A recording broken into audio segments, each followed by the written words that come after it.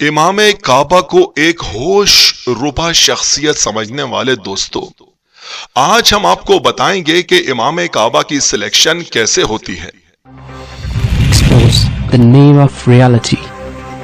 कायनात की सबसे मुकद्दस जगह काबा की अजमत की वजह से आम तौर पर हमारे बर्र सगीर पाक और हिंद के भोले भाले लोग इमाम काबा के बारे में भी कुछ अजीब तिलसिमाती सा तस्वुर रखते हैं। इमाम काबा को सिर्फ देख लेना ही अपनी बहुत बड़ी सआदत समझते हैं। बगैर वुजू के इमाम काबा को छूना भी गुनाह समझते हैं। इमाम काबा को छू लेना, हत्ता कि इमाम काबा की गाड़ी को भी बोसा देना, हजर अस्वद को बोसा देने के बराबर समझते हैं। लोग समझते हैं कि शायद इमाम काबा की सिलेक्शन कहीं दूर आसमानों में की जाती है और फिर इमाम काबा नूर की चादर ओढ़कर फरिश्तों के झुरमट में जमीन पर नजूल फरमाता है और फिर उसे यह अजीम ओहदा अता कर दिया जाता है। जी नहीं दोस्तों, ऐसा हरगिज नहीं है। असल में मस्जिद हराम में नमाज पढ़ाना एक नौकरी है, एक जॉब है जिसकी इनको तनख्वाह मिलती है। जैसा कि आपके मोहल्ले की मस्जिद की कमेटी बहुत सारे मौलवियों को बुलाकर इनका इंटरव्यू लेती है, बिल्कुल उसी तरह मस्जिद हराम में भी सिलेक्शन होती है। आज हम आपको बताएंगे कि इमाम काबा की सिलेक्शन किन मराहिल से गुजरकर होती है। असल में सऊदिया में एक मजलिस शूरा है जिसकी जिम्मेदारी होती है कि वो हरम शरीफ समेत सऊदिया की मुख्तलिफ मसाजिद के लिए इमाम सिलेक्ट करें। खास मसाजिद के लिए तो बाकायदा अखबार में इश्तिहार दिया जाता है कि ताइफ, दम्माम, रियाज, जद्दा वगैरह की फुला मसाजिद के लिए इमामों की जरूरत है। फिर मुख्तलिफ इलाकों के रहने वाले मौलवी अपने अपने सीवीज जमा करवाते हैं। हजारों सीवीज में से चंद को सिलेक्ट कर लिया जाता है। फिर इनमें से भी 8-10 मौलवियों को इंटरव्यू के लिए बुला लिया जाता है, जहां एक कमेटी इनका इंटरव्यू लेती है, इनकी किरात सुनी जाती है, इनसे मुख्तलिफ सवाल और जवाबात के पेपर हल करवाए जाते हैं, फिर इनसे क्रॉस क्वेश्चनिंग की जाती है, फिर फिका के मुख्तलिफ मसाइल का हल मालूम किया जाता है, फिर इनके इलाके के पुलिस स्टेशन से इनके कैरेक्टर की वेरिफिकेशन करवाई जाती है, इनके किरदार की वेरिफिकेशन करवाई जाती है कि वो किसी इखलाकी या किसी और जुर्म में तो मुलविस नहीं रहा। फिर इनका मेडिकल टेस्ट करवाया जाता है कि वो एड्स, हेपेटाइटिस बी या किसी और मूजी बीमारी में तो मुब्तला नहीं है। इनकी तालीमी असनाद की जांच पड़ताल करवाई जाती है कि कहीं वो जाली तो नहीं है। दोस्तों, इतने सारे मराहिल में से गुजार कर इन मुख्तलिफ इलाके के मौलवियों की दोबारा सिलेक्शन की जाती है और फिर उनको फाइनल इंटरव्यू के लिए बुला लिया जाता है। फिर इस दूसरे इंटरव्यू के बाद जो मौलवी सिलेक्ट होते हैं उन्हें इनकी जिम्मेदारी बताई जाती है कि उन्हें फुला इलाके की फुला मस्जिद में 5 वक्त की नमाज पढ़ानी पड़ेगी, मस्जिद की देखभाल भी करनी पड़ेगी, तरावी भी पढ़ानी पड़ेगी और जुम्मे के खुतबे में सिर्फ गवर्नमेंट ऑफ सऊदिया के बताए हुए मौजू और गवर्नमेंट की तरफ से दिए गए पेपर को पढ़कर ही जुम्मे की तकरीर करनी होगी।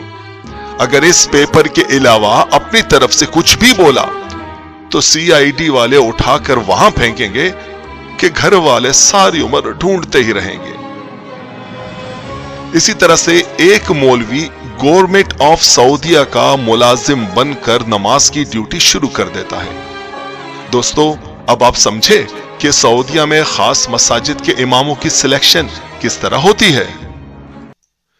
जी बिल्कुल, इसी तरह इमाम काबा को भी सिलेक्ट करने के लिए आम तौर पर पहले से नौकरी पर रखे गए मुख्तलिफ मौलवियों को चेक किया जाता है।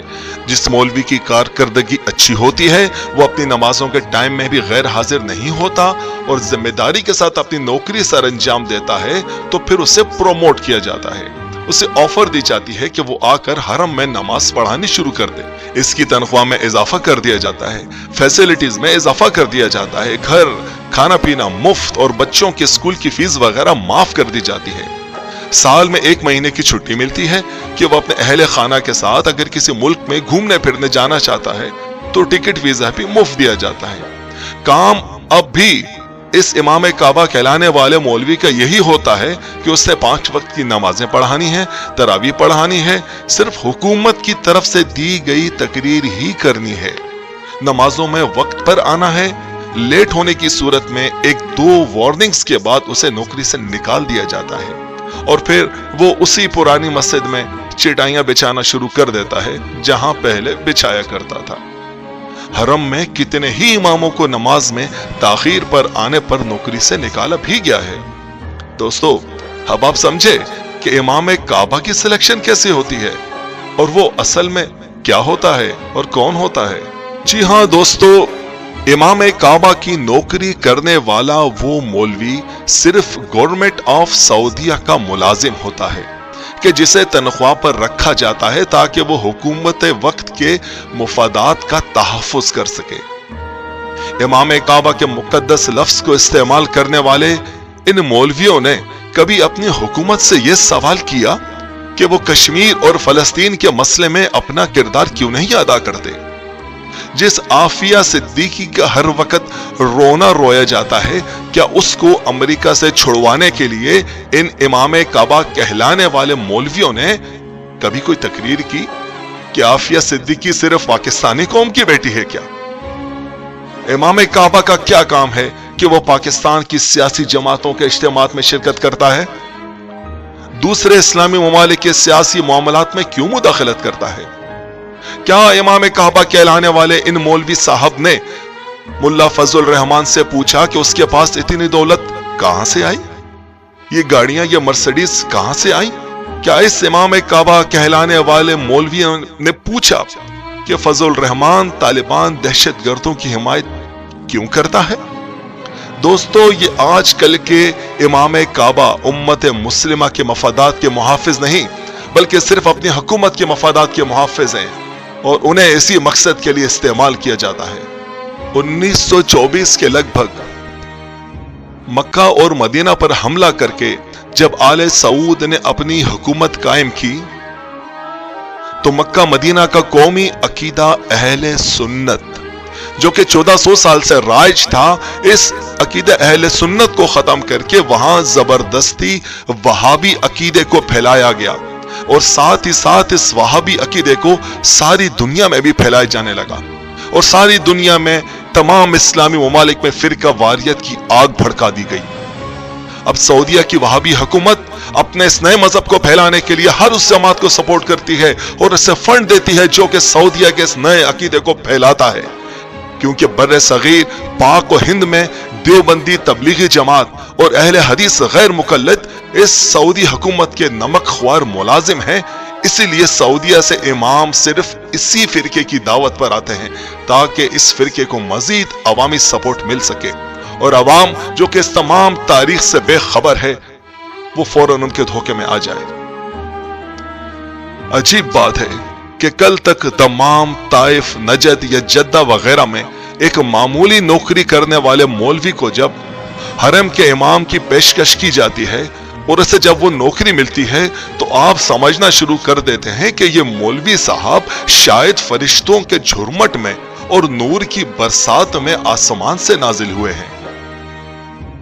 دوستو، امام کعبہ کہلانے والے ان مولویوں کی حقیقت صرف اتنی ہے کہ وہ سعودی حکومت کا ایک تنخواہ دار ملازم ہے جس کو نوکری کا کانٹریکٹ ختم ہونے کے بعد ریٹائر کر دیا جاتا ہے اور حکومت سے ملنے والی ریٹائرمنٹ کی رقم سے وہ پھر کوئی دکان یا پھر کوئی عام سا مدرسہ کھول کر اپنے گھر کا خرچ چلاتا ہے۔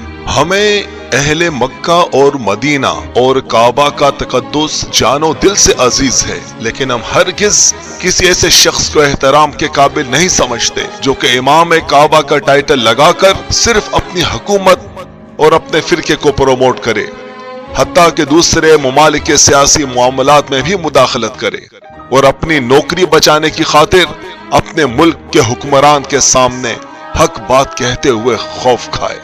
جھوٹے لوگوں کو کرے گا بے نقاب، جھوٹے لوگوں کو کرے گا بے نقاب، نام سے آیا ہے جیسے ایکسپو، نام سے آیا ہے جیسے expo. Expose the name of reality. جھوٹے لوگوں کو کرے گا بے نقاب، جھوٹے لوگوں نقاب، نام سے آیا ہے جیسے